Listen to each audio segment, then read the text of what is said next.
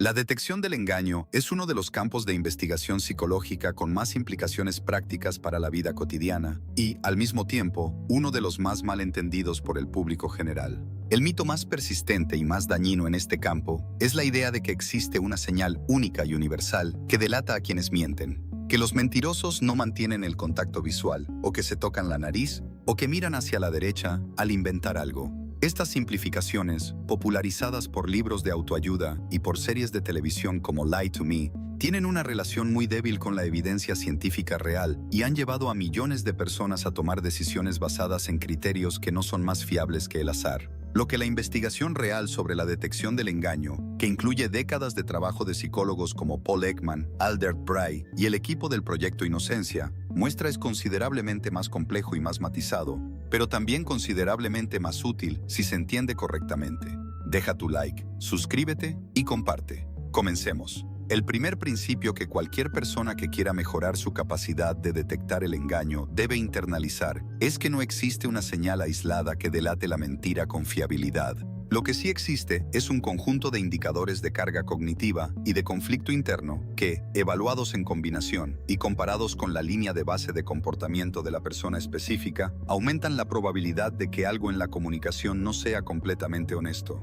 Albert Bray, psicólogo de la Universidad de Portsmouth y uno de los investigadores más prolíficos en el campo de la detección del engaño, documentó en su revisión exhaustiva de más de 200 estudios que la precisión media de las personas para detectar mentiras es de aproximadamente el 54%, apenas mejor que el azar. Sin embargo, también documentó que ciertas señales específicas evaluadas en contexto aumentaban esa precisión de manera significativa cuando eran usadas correctamente. La primera de esas señales es el aumento de la carga cognitiva visible.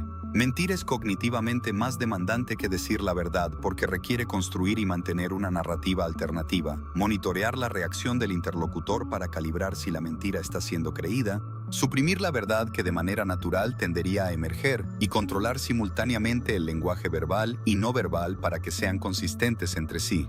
Esta carga cognitiva adicional produce señales observables que los investigadores han identificado con consistencia.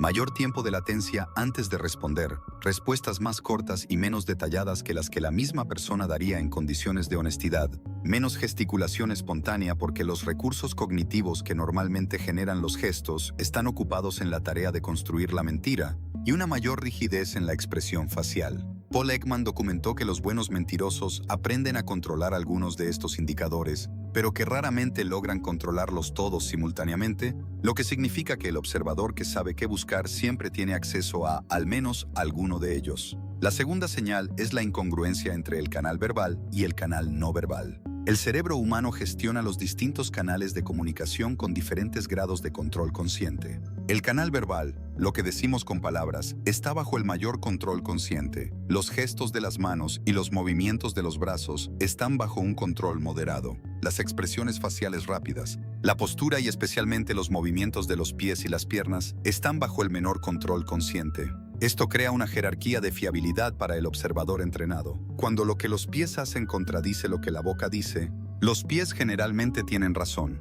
El ex agente del FBI, Joe Navarro, quien pasó décadas usando estas técnicas en interrogatorios de contrainteligencia, documentó en su libro El cuerpo habla que los pies y las piernas son los componentes del lenguaje corporal más honestos precisamente porque están más lejos de la conciencia y del control del hablante, y que orientar la observación hacia esa zona del cuerpo mientras el interlocutor habla produce una cantidad notable de información sobre su estado emocional real. La tercera señal es la discrepancia temporal entre la expresión emocional y el contenido verbal. En la comunicación honesta, las emociones y las palabras aparecen de manera sincronizada.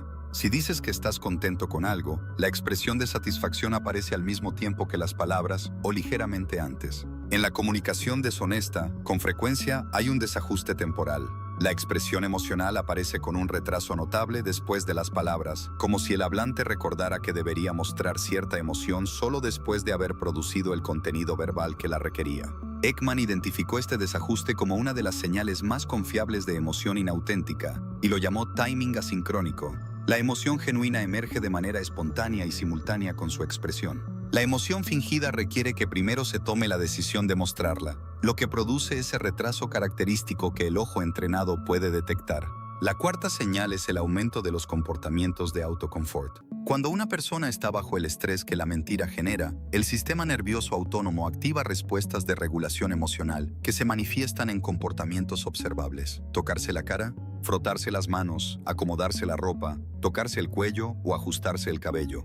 Estos comportamientos, que los investigadores llaman adaptadores, son mecanismos de autorregulación que el sistema nervioso usa para reducir la activación fisiológica del estrés. Por sí solos no son indicadores de mentira porque pueden ocurrir en cualquier situación de estrés independientemente de la honestidad, pero cuando aparecen con mayor frecuencia específicamente en respuesta a ciertas preguntas o en ciertos momentos de la conversación, y cuando su aparición coincide con otros indicadores de incongruencia, aumentan la probabilidad de que ese momento específico de la conversación sea donde el engaño está ocurriendo. La quinta señal, y la que los investigadores consideran más diagnóstica cuando está presente, son las microexpresiones que describió Ekman con detalle en su sistema FACS. Como mencionamos en un video anterior, las microexpresiones son expresiones faciales de duración extremadamente breve, entre 1/20 y 1/25 de segundo, que revelan la emoción real que el hablante está intentando suprimir o disimular. Son involuntarias e incontrolables incluso en personas altamente motivadas para ocultarlas, y cuando aparecen en contradicción con la emoción que la persona está expresando de manera sostenida,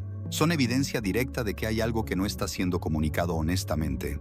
Detectar microexpresiones requiere entrenamiento específico, pero el Instituto Paul Ekman ha desarrollado programas de entrenamiento que demuestran que la mayoría de las personas puede mejorar significativamente su capacidad de detección con práctica sistemática. Deja tu like, suscríbete y comparte. La sexta señal, y la más importante desde el punto de vista práctico para el uso cotidiano, es la desviación de la línea de base. Todos estos indicadores solo tienen valor diagnóstico cuando se evalúan en comparación con el comportamiento normal de la persona específica con quien estás hablando.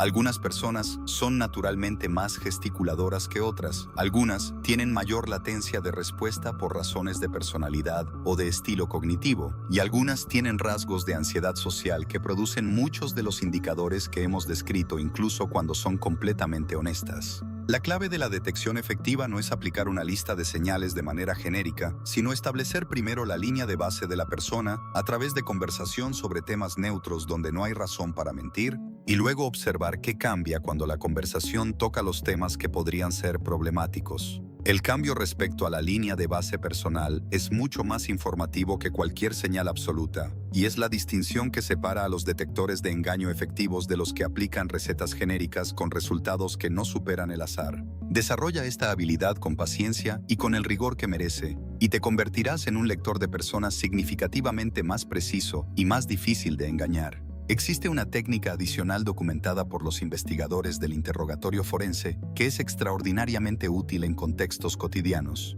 el método de la pregunta inesperada. En lugar de hacer preguntas que el posible mentiroso puede haber anticipado y para las que tiene respuesta preparada, los interrogadores entrenados insertan ocasionalmente preguntas sobre detalles periféricos y aparentemente insignificantes que el mentiroso no ha preparado. Un testigo que miente sobre su paradero durante un evento específico puede tener perfectamente preparada la respuesta a dónde estaba, pero puede titubear notablemente ante una pregunta sobre qué ropa llevaba puesta, qué comió ese día o cómo era el tiempo en ese momento. La persona honesta recupera esos detalles de la memoria episódica con relativa naturalidad. La persona que construyó una narrativa falsa no los tiene disponibles porque nunca los experimentó. El aumento de la carga cognitiva observable cuando llega una pregunta inesperada, comparado con la fluidez de respuesta en las preguntas anticipadas, es uno de los indicadores más confiables que la investigación ha identificado. Es fundamental internalizar que la habilidad para notar incongruencias en el comportamiento no verbal no es un superpoder de detector de mentiras infalible.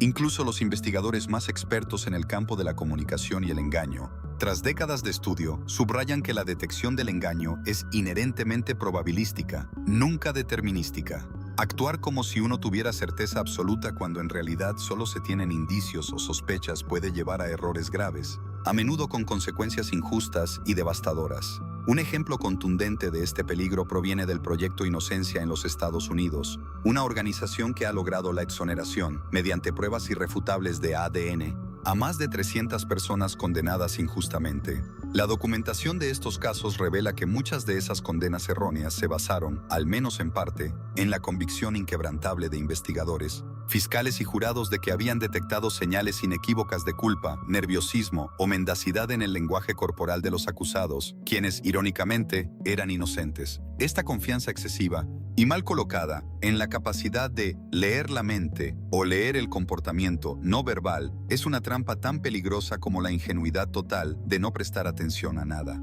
La habilidad correctamente desarrollada a través de este conocimiento no te transforma en un oráculo. Su verdadero valor reside en hacerte más atento, más informado sobre qué buscar y, crucialmente, más capaz de hacer las preguntas correctas, profundas y estratégicas, cuando la observación revela que algo simplemente no cuadra con el discurso verbal. Este es un resultado genuinamente valioso y práctico que no debe ser sobreestimado con fantasías de infalibilidad ni infrautilizado por escepticismo. La combinación virtuosa de observación cuidadosa, la comparación sistemática con la línea de base del comportamiento habitual de la persona y una humildad constante ante la inherente incertidumbre de la mente humana es lo que transforma este conocimiento en una ventaja real, diferenciándolo de una fuente de errores de juicio que, por su gravedad, podrían ser peores que no saber nada al respecto. La prudencia es la piedra angular de esta práctica. Deja tu like, suscríbete y comparte. Hasta la próxima.